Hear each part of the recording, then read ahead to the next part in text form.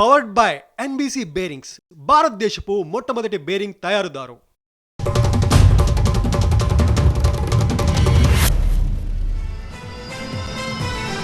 IPS అధికారి DIG అమ్మిరెడ్డికి AP శాసన మండలి ప్రివిలేజ్ కమిటీ నోటీసులు జారీ చేసింది. ఇవాళ మధ్యాహ్నం 2:30 ఎమ్మెల్సీ బీటీ నాయుడు అధ్యక్షతన జరిగే ప్రివిలేజ్ కమిటీ సమావేశానికి హాజరు కావాలని ఆదేశించింది. గుంటూరు అర్బన్ ఎస్పీగా ఉన్న సమయంలో అప్పుడు ఎమ్మెల్సీగా ఉన్న లోకేష్ చేసిన ట్వీట్ కు అమ్మిరెడ్డి రీట్వీట్ చేశారు. తన మనోభావాలు, విశేషాధికారాలు దెబ్బతిన్నాయని అప్పటి శాసన మండలి చైర్మన్ షరీఫ్ కి లోకేష్ ఫిర్యాదు చేశారు. ఆ ఫిర్యాదును అప్పటి చైర్మన్ షరీఫ్ ప్రివిలేజ్ కమిటీకి పంపారు. ప్రభుత్వం మారడంతో ఈ కేసుపై పునర్విచారణ చేయాలని ప్రివిలేజెస్ కమిటీ తాజా చైర్మన్ బీటీ నాయుడు నిర్ణయించారు. దీంతో అమ్మిరెడ్డికి నోటీసులు జారీ చేసి ఇవాళ విచారణకి రావాలని సూచించారు. హైదరాబాద్ మెట్రో రైల్ ఇక కార్పొరేషన్ కింద నడవబోతోంది. ఎల్ఎన్టీ నుండి టేక్ ఓవర్ పూర్తి చేశాక ప్రత్యేక కార్పొరేషన్ ఏర్పాటు చేస్తారు. స్వయం ప్రతిపత్తి నిధులన్నీ కార్పొరేషన్ కి కేటాయిస్తారు. ఢిల్లీ మెట్రో మోడల్లో హైదరాబాద్ మెట్రోని రన్ చేయనున్నారు. కార్పొరేషన్ పర్యవేక్షణలోనే మొదటి దశ, రెండో దశ పనులు జరగనున్నాయి. 400 కిలోమీటర్లకు మెట్రో నెట్వర్క్ ను విస్తరించాలని లక్ష్యంగా పెట్టుకున్నారు. మెట్రో సెకండ్ ఫేజ్ కు భారీగా నిధులు కేటాయించనున్నారు. సహకార సంఘాలకు సంబంధించి తెలంగాణ ప్రభుత్వం కీలక నిర్ణయం తీసుకుంది.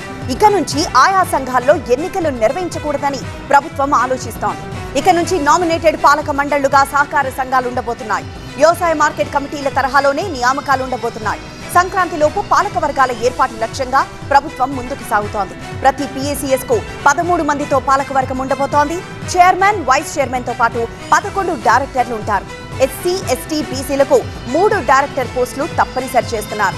సొసైటీలో సభ్యత్వం ఉన్న రైతులకే పాలక మండలిలో అవకాశం ఉంటుంది. ఎమ్మెల్యేలు, ఇన్ఛార్జ్ల సిఫార్సులతో ఈ ఎంపిక జరుగుతుంది. ఏలూరు జిల్లాలో వివాదాస్పద ఫ్లెక్సీని పెట్టిన దుకాణాన్ని ద్వారక తిరుమల పోలీసులు సీజ్ చేశారు. మాజీ సీఎం జగన్ పుట్టినరోజు ఫ్లెక్సీలో వైసీపీ కార్యకర్తలు వివాదాస్పద కొటేషన్స్ పెట్టారు. 2029లో 88 మ్యాజిక్ ఫిగర్ దాటగానే గంగమ్మ జాతరలో నరికినట్టు రప్పా ఒక్కొక్కరిని నరుకుతామంటూ ఫ్లెక్సీలో కొటేషన్స్ ఉన్నాయి.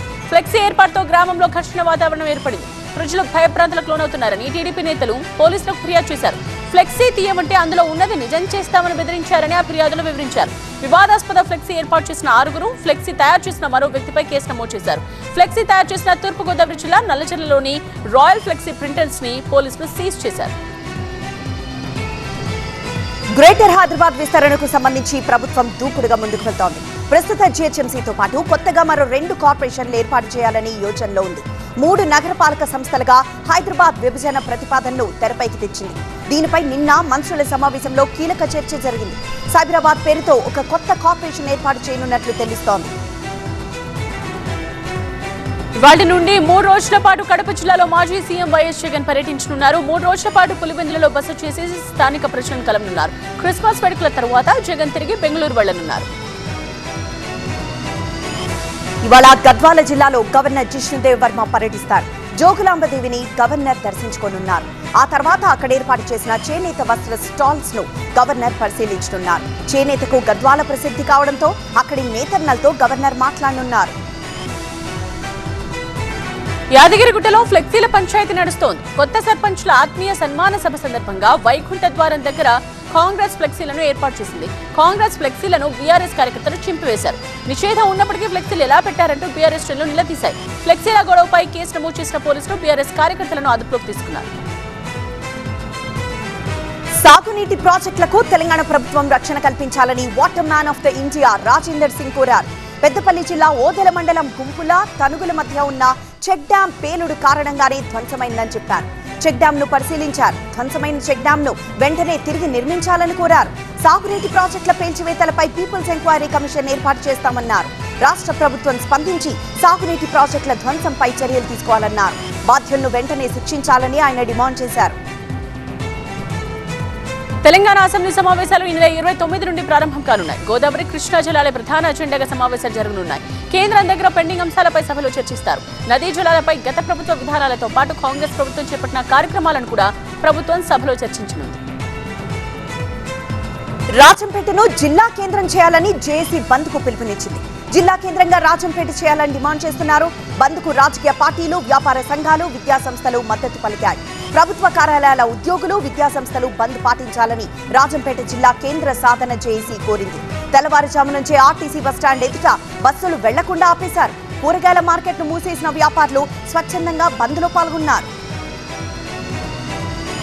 ఉమ్మడి అనంతపురం జిల్లాలో జంతు బలులపై పోలీసులు సీరియస్ యాక్షన్ తీసుకుంటున్నారు. వేట కొడవాళ్లతో బహిరంగ ప్రదేశాల్లో జంతు బలి చేసిన వైసీపీ కార్యకర్తలపై పోలీసులు కేసు నమోదు చేశారు. రాప్తాడు నియోజకవర్గం, భానుకోట, కళ్యాణదుర్గం నియోజకవర్గం బ్రహ్మసముద్రంలో వేట కొడవాళ్లతో పొట్టేలను బలిచ్చిన వైనంపై ఆరా తీస్తున్నారు. జంతు బలి ఇచ్చి వేట కొడవళ్లతో హంగామా సృష్టించిన వారికి పోలీస్ మాక్ కౌన్సిలింగ్ ఇచ్చారు. బ్రహ్మసముద్రంలో వేట కొడవళ్లతో జంతు బలి చేసిన వారిని నడి రోడ్డుపై ఊరేగించారు. మంత్రులు పొంగులేటి శ్రీనివాసరెడ్డి, సీతక్క మరికాసేపట్లో ములుగు జిల్లా మేడారం చేరుకుంటారు. మేడారంలో జరుగుతున్న సమ్మక్క సారక్క గద్దెల ఆధునీకరణ పనులను పరిశీలిస్తారు. ఆ తర్వాత పనులపై అధికారులతో సమీక్ష నిర్వహిస్తారు. జనవరి 28 నుంచి 31 వరకు మేడారం మహాజాతర జరగనుంది. జాతరకు సమయం సమీపిస్తూ ఉండడంతో పనుల్లో మరింత వేగం పెంచారు. వీలున్నంత త్వరగా పనులు పూర్తి చేసేందుకు అధికారులు సిద్ధమయ్యారు. తెలంగాణలో చలి తీవ్రత పెరిగింది. ఉష్ణోగ్రతలు సింగిల్ డిజిట్ కు పడిపోయాయి. తెల్లవారుజామున, సాయంత్రం వేళల్లో దట్టమైన పొగమంచుతో విజిబిలిటీ తగ్గి వాహనదారులు ఇబ్బందులు పడుతున్నారు. రాష్ట్రంలోని 8 జిల్లాలు ఉష్ణోగ్రతలు 10 డిగ్రీల కంటే తక్కువగా నమోదయ్యాయి. సాధారణం కంటే 3 నుండి 4 డిగ్రీలు తక్కువగా ఉష్ణోగ్రతలు నమోదవుతూ ఉండడం ఆందోళన కలిగిస్తోంది. ఇక ఏపీలోనూ ఉష్ణోగ్రతలు సింగిల్ డిజిట్ కే పరిమితమవుతున్నాయి. మరికొన్ని రోజులు ఇలాగే చలిగాలులు వీచే అవకాశం ఉంది. ఉష్ణోగ్రతలు సాధారణం కంటే 2 నుంచి 4 డిగ్రీలు పడిపోనున్నాయి. రాష్ట్రంలో వచ్చే 5 రోజుల్లో ఆంధ్రప్రదేశ్లో ఉష్ణోగ్రతలు పడిపోతాయని వాతావరణ శాఖ చెప్పింది. ఏపీలో కోస్తా, రాయలసీమలో ఉష్ణోగ్రతలు 2 నుంచి 4 డిగ్రీలు తక్కువగా నమోదు కానున్నాయి.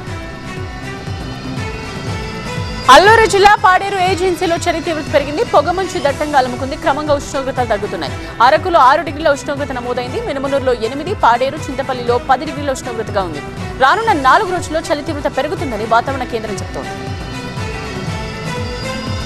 కృష్ణా జిల్లా దివిసీమను పొగమంచు కమ్మేసింది. పూత దశకు రావడంతో మంచు తాకిడికి తమ పంటలు దెబ్బతింటున్నాయని మినుము, మామిడి రైతులు ఆందోళన చెందుతున్నారు. అవనిగడ్డ నియోజకవర్గాన్ని మంచు తుఫాను చుట్టేసింది. భీకర చలిలోనూ ప్రజలు ప్రయాణాలు సాగిస్తున్నారు. మంచుతో రోడ్లపై తమ ముందు వెళ్తున్న వాహనాలు కనబడడం లేదు. అన్నమయ్య జిల్లా మదనపల్లి బాక్రాపేట హైవేపై పొగమంచు కమ్ముకుంది. పీలేరు దగ్గర పొగమంచు కారణంగా రాకపోకలకు ఇబ్బంది ఏర్పడింది. హైవేలో పొగమంచుతో వాహనదారులు లైట్లు వేసుకుని వెళ్లాల్సి వస్తోంది. ఉదయం 10 గంటలు దాటినా పొగమంచు వీడకపోవడంతో అవస్థలు పడుతున్నారు. ఎదురుగా వస్తున్న వాహనాలు, మనుషులు కనిపించినంతగా పొగమంచు ఏర్పడింది. శ్రీ సత్యసాయి జిల్లా కతిరి పట్టణాన్ని పొగమంచు కప్పేసింది. ఎముకలు కొరికే చలితో వృద్ధులు, పిల్లలు వణికిపోతున్నారు. శ్వాసకోశ సంబంధ సమస్య ఉన్నవారు చలిలో బయటికి రావద్దని వైద్యులు హెచ్చరించారు.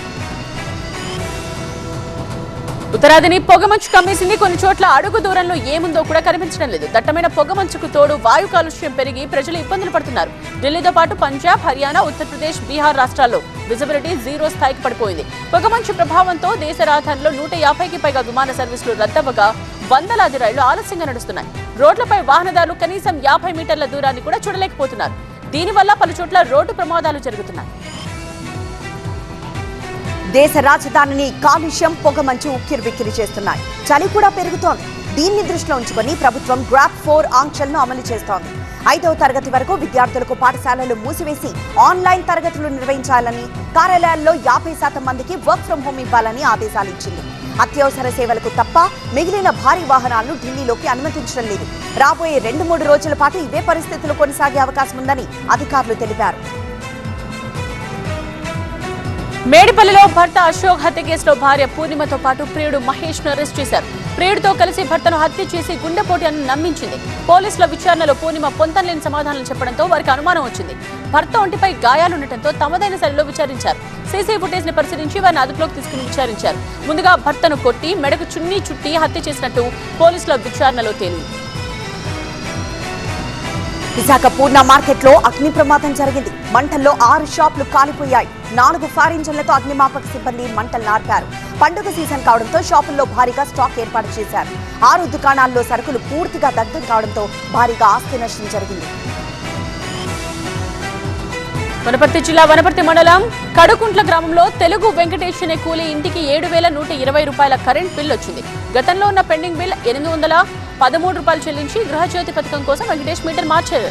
సో కొత్త మీటర్ వచ్చాక బిల్లు ఎక్కువ రావడంతో ఆందోళనకు గురయ్యారు. తాను చేసేది కూలి పని అని నెలకు ఇంత బిల్లు వస్తే ఎలా చెల్లించాలని వెంకటేష్ ఆందోళన వ్యక్తం చేశాడు.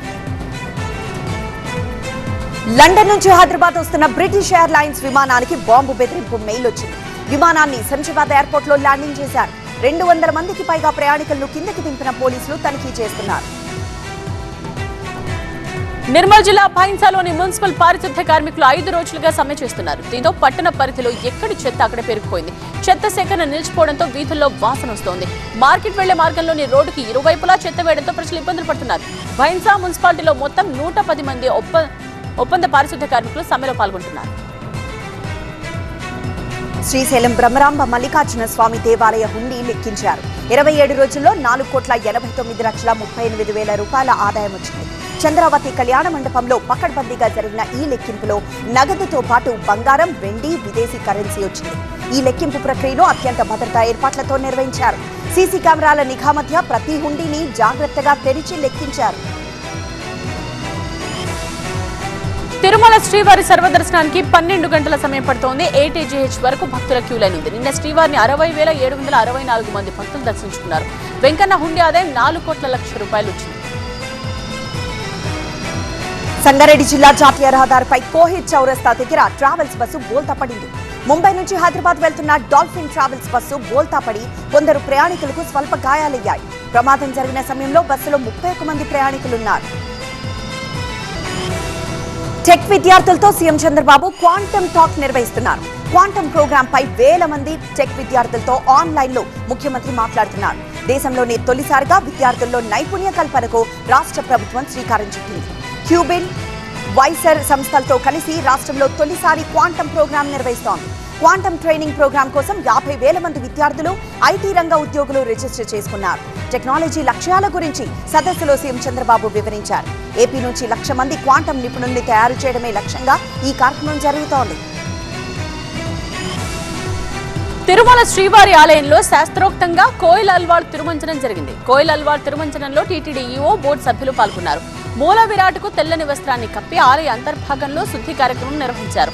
వివిధ పరిమళాలతో కలిపిన మిశ్రమంతో ఆలయ గోడలను టీటీడీ యంత్రాంగం శుద్ధి చేసింది. ఆ తరువాత స్వామివారికి ప్రత్యేక పూజలు నిర్వహించారు. శ్రీవారి ఆలయంలో శాస్త్రోక్తంగా కోయిల్ అల్వాల్ తిరుమంజనం నిర్వహించామని టీటీడీ ఈఓ అనిల్ కుమార్ సింఘాల్ చెప్పారు. టీటీడీ కల్తీ నెయ్యి కేసులో పర్చేస్ కమిటీ పాత్రపై సిట్ విచారణ జరుపుతోంది. ఫైనల్ ఛార్జ్షీట్ దాఖలు సమయంలో టీటీడీ కొనుగోళ్ల విభాగంపై సిట్ ఫోకస్ పెట్టింది.